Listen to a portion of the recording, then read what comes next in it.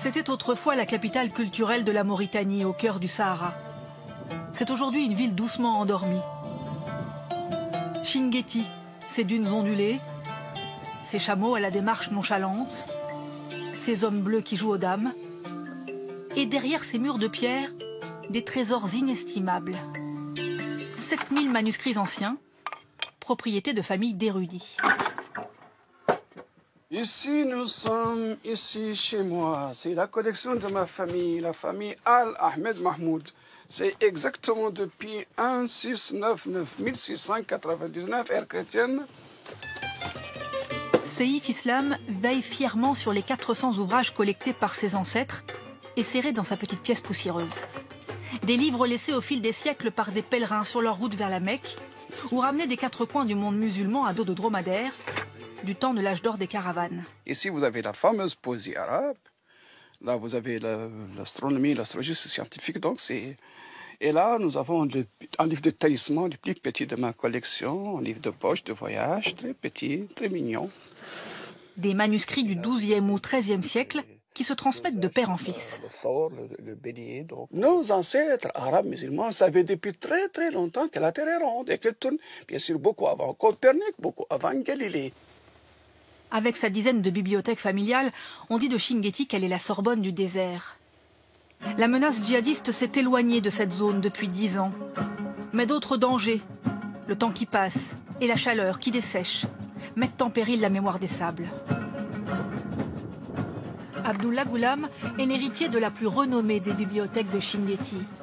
Ces 1400 ouvrages frappés d'or ou gainés de peaux de gazelle sont rongés par les termites. Il y a des termites. Catastrophe. Il sait que ces moyens de conservation sont dérisoires. Là-bas, c'est le système local.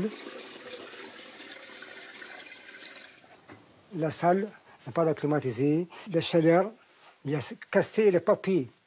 J'ai mis le bassin d'eau, il y a médité, la chaleur, par exemple, 30 maximum. Et dehors, une autre menace rôde. Le sable, conquérant et tourbillonnant. Il est plus fort que l'homme, dit-on à Chinguetti. Poussé par les vents, favorisé par la sécheresse, il engloutit les maisons les unes après les autres. Le Sahara n'en finit pas de gagner du terrain. Et je vous amène au désert, à la frontière du désert. Mohamed Lemine est chargé de la conservation des bibliothèques. Chaque jour, encore la porte ici, elle est complètement enterrée. De nouvelles habitudes. Et il faut dégager tout ce sable pour pouvoir accéder. Cette maison a été construite en 1993 et il n'y avait pas un grain de sable. Vous avez maintenant la dune, elle monte à peu près à 50 cm ici, mais de l'autre côté, elle est pratiquement au niveau du sommet de la construction, qui est à 3,50 m minimum de hauteur. Les maigres ceintures d'arbres plantés pour contrer l'avancée du désert semblent bien fragiles face à ces assauts implacables. Pour sauver les manuscrits de Chinguetti, Mohamed Lemine participe à leur numérisation. Voilà. Un travail minutieux et pour l'instant limité. Ça, c'est le tome 1. Difficile de convaincre les propriétaires de sortir les livres de leur bibliothèque. Alors qui prendra le relais de la mémoire?